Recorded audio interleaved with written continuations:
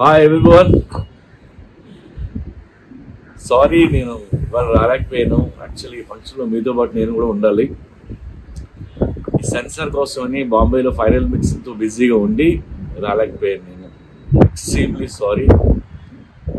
నా వైజాగ్లో నేను చాలా బాధపడుతున్నాను.